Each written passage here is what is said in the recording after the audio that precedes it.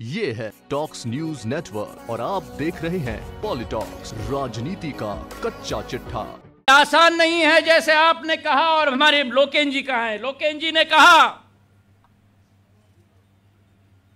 सामान्य तौर पर इस देश में हमने बहुत देखा है, जो ये आरोप लगाते हैं ना कमरे में बैठे हुए लोग, मैं 90 दिन से सुन रहा हूं, 90 दिन से मैं सुन रहा हूं, पर मैंने एक दिन भी मुंह नहीं खोला।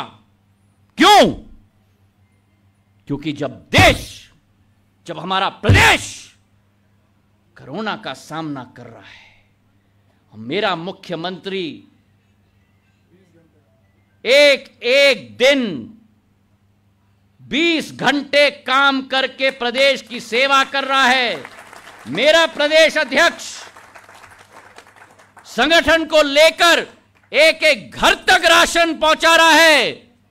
इन कांग्रेसियों को कुछ करना नहीं, केवल अपना सत्ता कहां से खिसक गया उसी की लाज के पीछे ये पड़े हुए हैं 90 दिन से।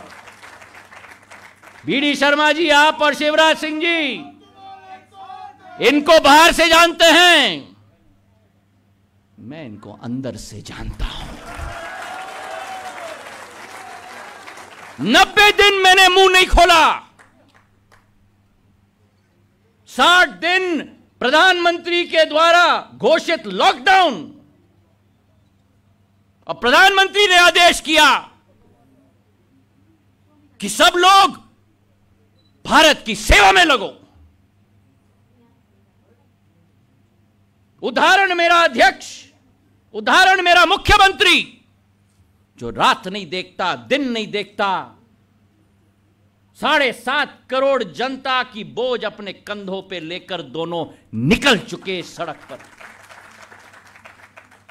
और वहां एक के बाद एक तीर लगाया जा रहा है राजनीतिक। क्या क्या नहीं कहा इन दोनों जोड़ियों ने साथ में मिलकर।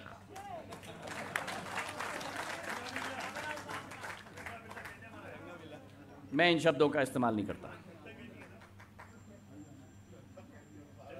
जो कड़वापन महसूस हो रहा है कि कुर्सी कैसे चली गई, इनको चिंता मध्य प्रदेश की नहीं। बीडी शर्मा जी और शिवराज सिंह जी, इनको चिंता मध्य प्रदेश की नहीं, इनको चिंता 7.5 करोड़ की नहीं, इनको चिंता केवल अपना व्यापार। और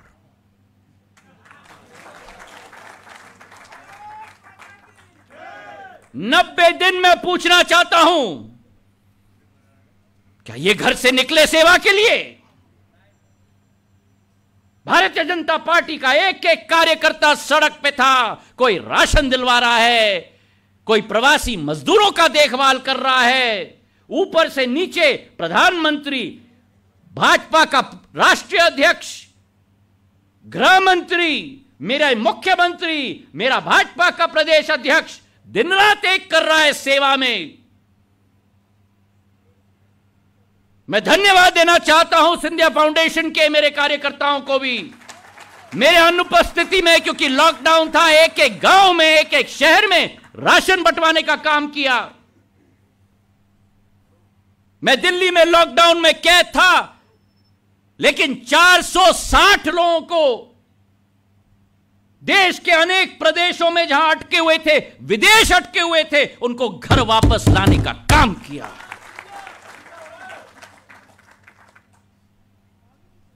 और आज मेरे कांग्रेस के उस समय के साथियों ने क्या किया?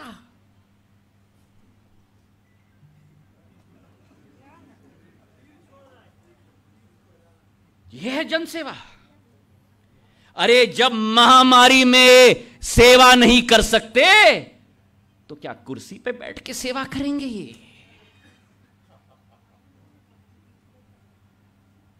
मैं उन दोनों को कहना चाहता हूं,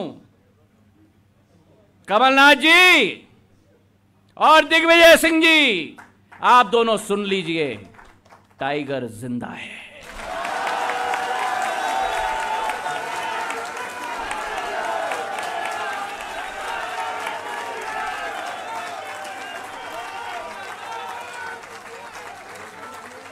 मैं कोरोना से ग्रस्त हो गया।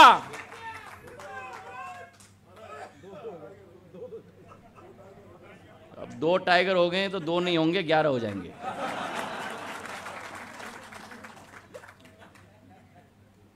मैं कोरोना से ग्रस्त हुआ, लेकिन उस समय भी अस्पताल में मैं 9 दिन रहा। लेकिन उस समय भी कोई विषय आया तो मैं बीडी शर्मा जी, शिवराज सिंह जी और मेरे भाजपा के एक एक कार्यकर्ता के साथ मैं संपर्क में था। यह सेवा भाव कोई खरीदा नहीं जा सकता। कमलनाथ जी और दिग्विजय सिंह जी, ये या तो आपके दिल में है या नहीं है। ये दिखावे का खेल नहीं होता, ये अंतरात्मा का खेल होता है। ये भाषण देने से नहीं होता, ये जमीन पर काम करने से होता है। ये उड़न खटोले के रोटर ब्लेड के धूल से नहीं होता, ये धूल खाने से होता है। और इनके कार्यकाल के बारे में तो मुझे कुछ कहने की जरूरत नहीं है, क्योंकि आप लोग और प्रदेश की जनता इनसे अच्छी तरह से वाकिफ है। वहां तो सरकार ऐसी चल रही थी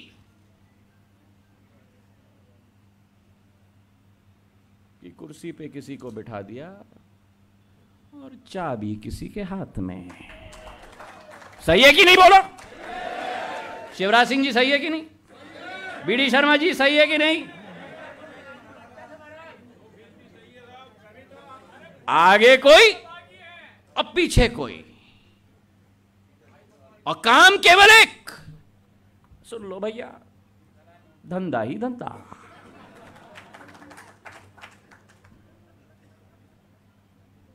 नब्बे दिन हो चुके हैं, संग्राम का समय आ रहा है। और यह मैं ऐलान करना चाहता हूं आपको कि बीडी शर्मा जी, शिवराज सिंह जी और मैं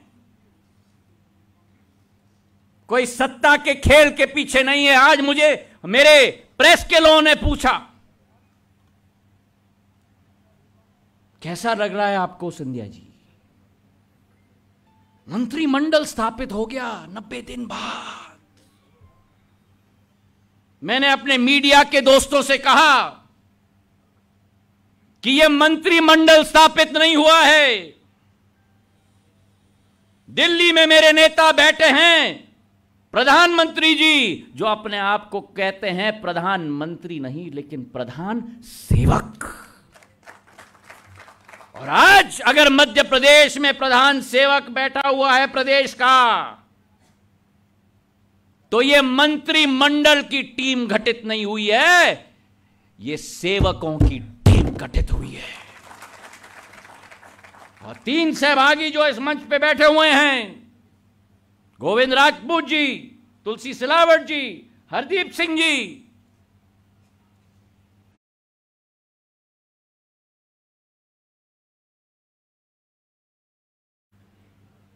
आज जश्न मनाने का समय नहीं है। भावना है कि ये प्रदेश की जनता ने, 7.5 करोड़ जनता ने आपके कंधों पर एक बोझ रखा है। उनके विकास का जिम्मेदारी आपको दी है, उनकी प्रगति की बीड़ा आपको उठाना पड़ेगा, उनके सम्मान की लड़ाई का, उनके रक्षा का, गरीबों का उत्थान का, अमन चैन का वातावरण तय करने का। और यह हमारा संकल्प अगले 4 साल हमें निभाना हुई होगा मध्य प्रदेश के लिए। मैं दाद देता हूं हमारे सारे विधायकों को, चाहे वो कांग्रेस के रहे हों, दूसरे दलों के रहे हों, जिन्होंने संघर्ष का सामना किया। आज असाधारण तौर पर कहा जाता है कि जब सरकार जाने वाली है और 1 साल बाकी है तो विधायक की जाए तो क्या बात है। इनकी अंतरात्मा की आवाज थी कि जो अन्याय की सरकार चल रही है, जो भ्रष्टाचार की सरकार चल रही है, इस सरकार का भाग हम नहीं हो सकते। चाहे हमारी कैबिनेट मंत्री रहे या न रहे, चाहे हमारे विधायक रहे या न रहे, हम जनता के साथ दोबारा जंग की मैदान में जाने के लिए तैयार हुए हैं, लेकिन इन भ्रष्ट सरकार के साथ खड़े न होने के लिए तैयार नहीं। और एक कहावत है कि अन्याय के खिलाफ छेड़ा हुआ संघर्ष ही धर्म होता है। और उनकी प्रतिमूर्ति के रूप में हमारे 22 विधायक जिन्होंने त्याग दिया, तपस्या दिया, भ्रष्टाचार का रास्ता रोकने के लिए जनता के दरबार में दोबारा जाने का निर्णय लिया, मैं उन सबको नतमस्तक होता हूं, उन सबके सामने। बहुत कुछ कहने के लिए है और समय भी आएगा। मैंने सदैव कहा है मध्य प्रदेश की जनता को, और आज इस मौके के आधार पर मैं कहना चाहता हूं कि मैं आपका तलवार भी बनूंगा और आपका ढाल भी बनूंगा।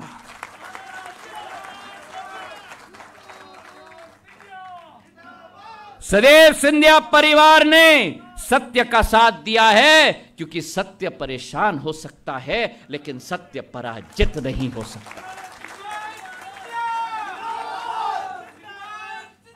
और जनता के समक्ष जब ये लोग जाएंगे तो जनता इनसे प्रश्न करेगी कि तू इधर उधर की बात न कर, ये बता कि काफिला क्यों लूटा।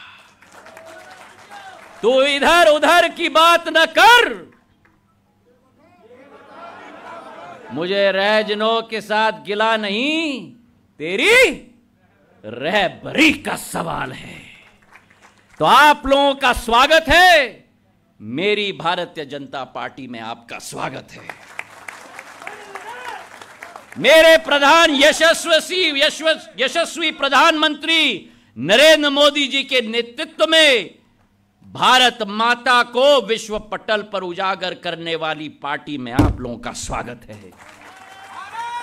मेरे यशस्वी मुख्यमंत्री जिन्होंने प्रण और संकल्प लिया है कि इस मध्य प्रदेश को विकास और प्रगति के पथ पर हम चलाएंगे। कल 100 दिन होने वाले हैं।